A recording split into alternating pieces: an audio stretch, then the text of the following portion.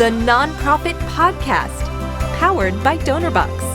Healthy communication and a collaborative team environment are essential for achieving your mission. It's not always easy, though. Welcome to the Nonprofit Podcast. I'm Cara, a nonprofit leader and fundraiser, and I have the honor of serving as podcast correspondent for Donorbox.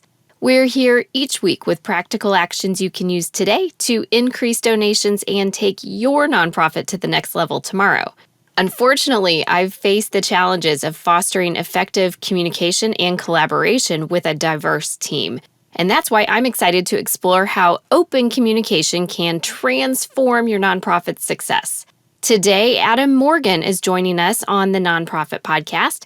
Adam is the managing partner with MVP Advisors, a philanthropy consulting firm, and he's my go-to to help keep my fundraising and leadership on track. So welcome, Adam. Hey, Cara. Great to be back. Well, thanks so much. I am eager to learn more about how open communication is crucial and discuss some tools and some strategies to keep teams aligned with the big missions that they're trying to accomplish in this world. So I'm hopeful that by the end of this episode, we'll all have some actionable insights to create a collaborative and connected team environment. So let's dive in. Let's do it. All right. So what are some ways to encourage collaboration and foster a healthy connection within your team? It's so important to have that open communication part that you talked about. And I always go to trust and transparency. You have to have the trust. It's the first step to building your organization's culture or to rebuilding it, right? The pandemic and COVID and so much that has happened over the last 4 or 5 years have really changed organizational culture in a lot of places. So if there's a low trust quotient, then everything else is going to feel like an uphill battle coming off of that. And then for transparency,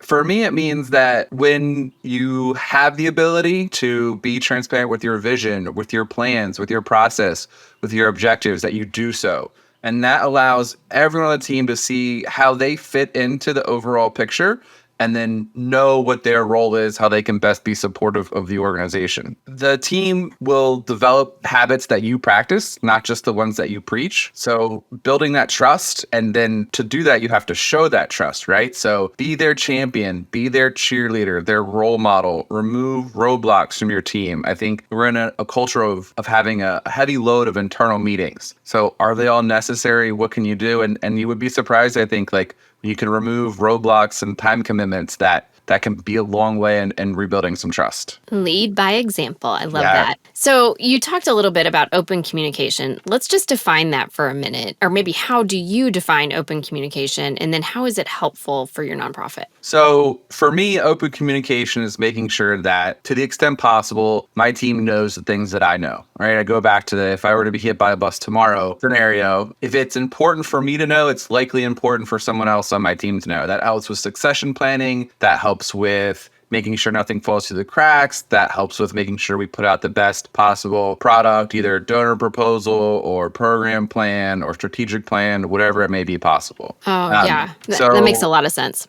Thank you.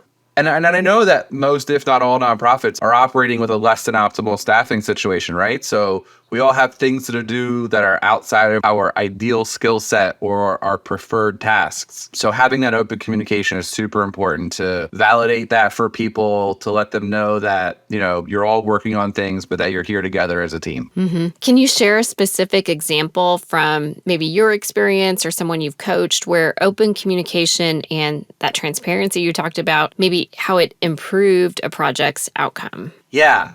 I love this question because it really got me thinking back on different situations I've had to navigate and deal with. And one came to mind. We talk about communication and there are so many tools that you can use now: email, texting, Teams and Google Chats and video calls. It really makes communication almost too accessible, some may say. I know we all probably check our phones at 7, 8, 9 o'clock at night when we should be doing other things, and you become tethered. So, but to a specific example, you know, I've done a lot of project management and nonprofit work. And even if you don't think of yourself as a project manager, if you're an event planner, if you're a major gifts officer, if you're, you know, program director, you're likely managing projects. And so you have deadlines, you have budgets.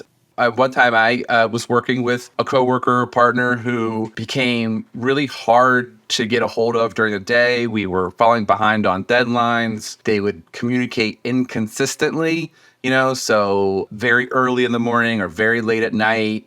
And it just kind of made like staying in touch very hard. And so like after a few of those missed deadlines and this going on for a few weeks, I tried not to judge them or accuse them, but I did, for lack of a better word, confront them about it. But really I was just talking to them about it, and it came across, and I, approached it as coming across as, is everything okay? I just checking in here. I've seen this erratic pattern of responses. We've missed some deadlines. It's very unlike you. Is there a better way for me to go about communicating with you? Is there something you need from me? And this does is it kind of puts the ball in their court to share what they need, what's going on. It recognizes that I might be doing something that on my end that they don't prefer. And so that opened the door to a really great conversation. And turns out they had a new baby. It was their second child, and their daycare plans for the child didn't work out as expected. Gosh. They lost their spot at the daycare facility. And that's a huge blow to any new and working parent. No matter how much paternity or maternity leave you can take, at some point you've got to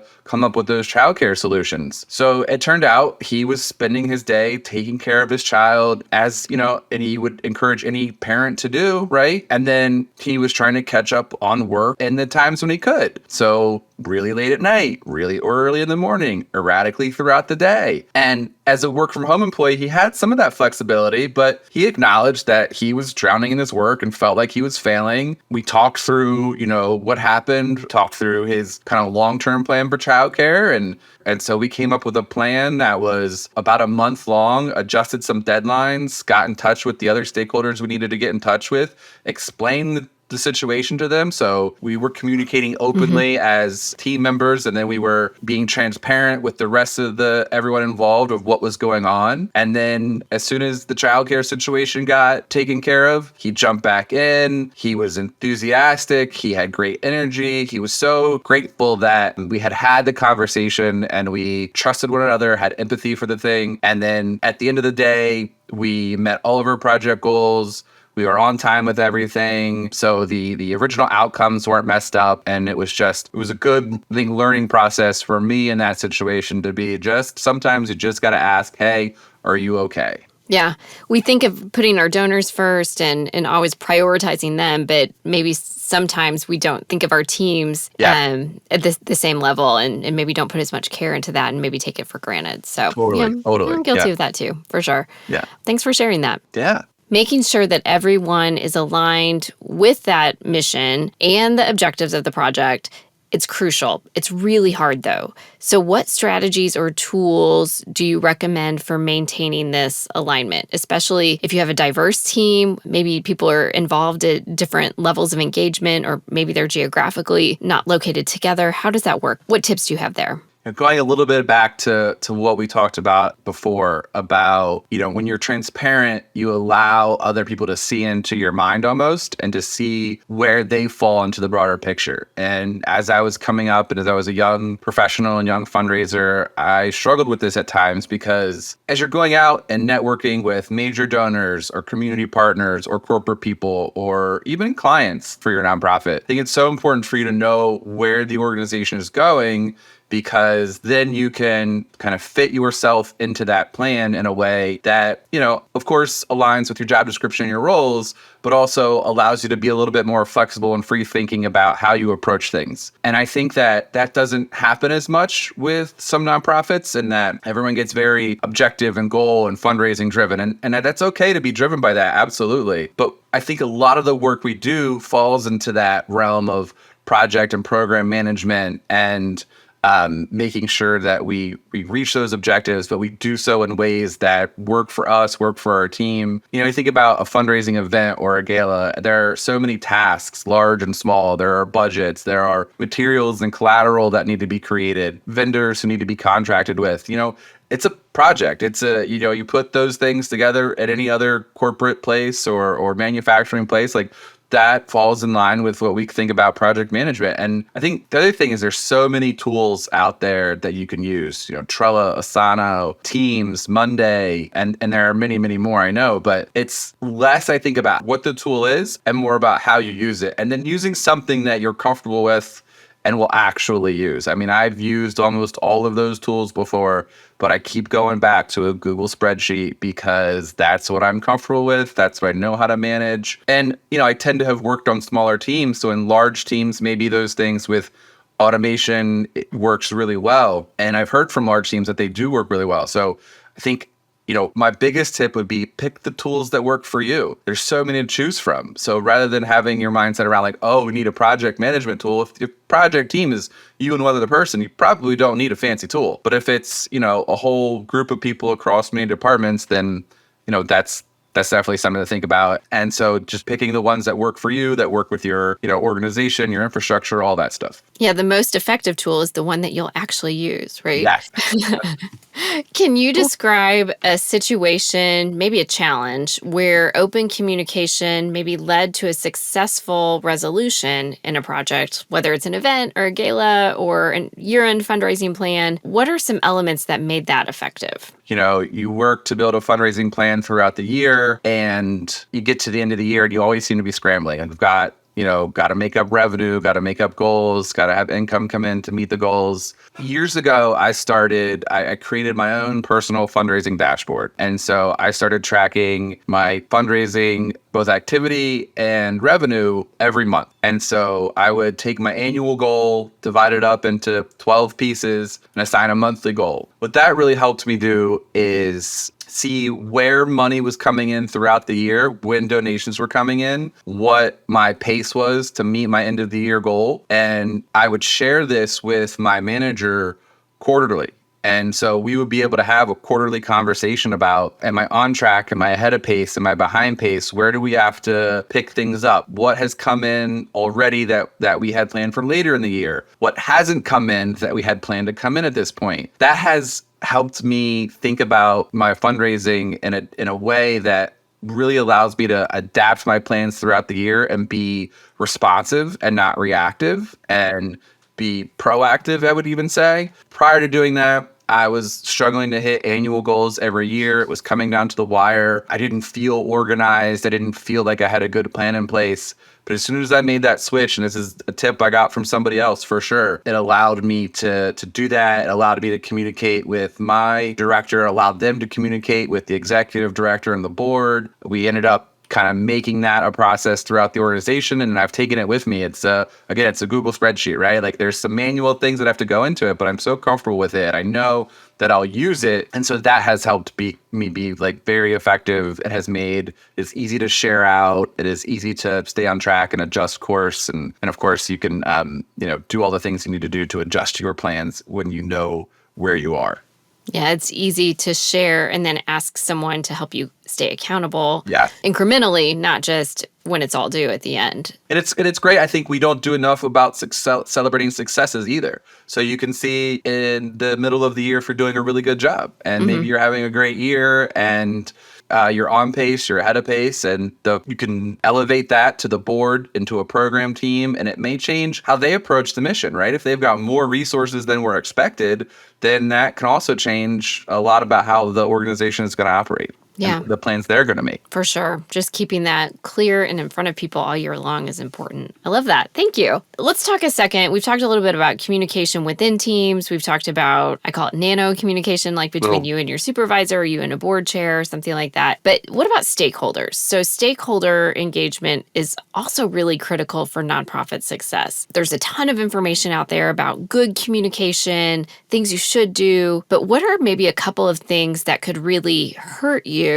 when you're trying to engage with supporters, when you're trying to engage with volunteers, or even your team members? What would you avoid? That's great. First, I want to talk a little bit about stakeholders and say, this could change for every organization, but think about not only your board members and your team members and your program members, like you said, but who from outside the organization has a voice that you want to listen to, that is important, that you admire, or that impacts your work. Could be volunteers, could be former board members who are still involved, could be officials at the local, state, and federal level if you have, county grants or state grants or community grants. It could be program partners with external partners partners, right? So other nonprofits who you partner with. So that term stakeholders casts a wide net. It's certainly going to change for everyone. But I think two things to avoid would be only, especially for the donors who we consider stakeholders, so the major donors, taking their money and walking away, right? And only talking to them when you need money. Falling into that trap of being too busy to report back and to share your impact and to really give the proper stewardship or communication that they're due. Because if it's a donor, we certainly want to show impact and steward them. If it's a grant, we want to make sure we're reporting back on the outcomes of what we agreed to in that grant agreement. If it's a government contract, we want to make sure that we're keeping our government contacts informed with the items that in that contract that are outlined that we're supposed to be working on. So those are easy things to kind of miss, but going above and beyond that a little bit can help you build those relationships for future funding, future opportunities. And then another one would be, like taking yourself too seriously, not being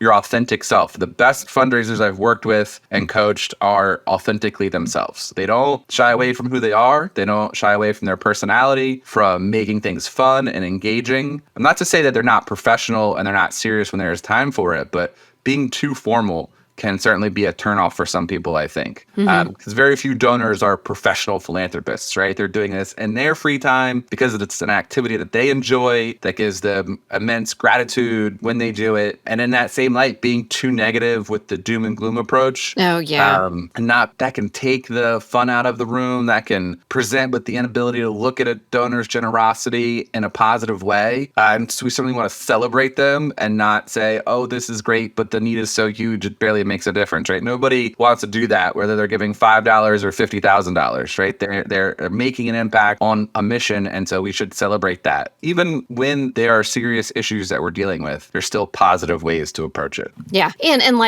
likewise, when you're being authentic, you can still be professional and authentic. Those are all really good pitfalls to avoid, and I will work very hard to avoid them myself. Thanks for sharing those with us, Adam. I'm so happy to be helpful, and you don't usually have things to worry about. You're great at what you're doing. You're very kind. Well, a lot of these things we talked about are easier said than done. Yes. But I think after today, they're a little easier to do. So thank you for joining me, Adam. Happy to be here. If somebody wanted to learn more about working with you or wanted to follow you on LinkedIn, what's the best way to do that? MVP Advisors on LinkedIn or MVPphilanthropy.com. And my email is adam@mvpphilanthropy.com. Great. Well, thank you. I know I'll be reaching out for sure. Can't wait. And thank you so much for joining us on the Nonprofit Podcast. I hope you've left with the confidence to take a small step today that will make a big difference tomorrow. Be sure to click the download button on your podcast player, then leave the Nonprofit Podcast a review or give it a thumbs up if you're listening to the Nonprofit Podcast on YouTube. Your review is a great way to help others find us. You're here to help others, and we're here to help you. So until next time, stay inspired.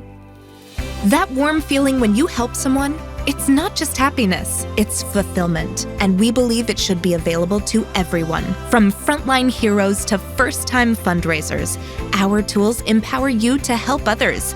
This is our mission. This is Donorbox, helping you help others.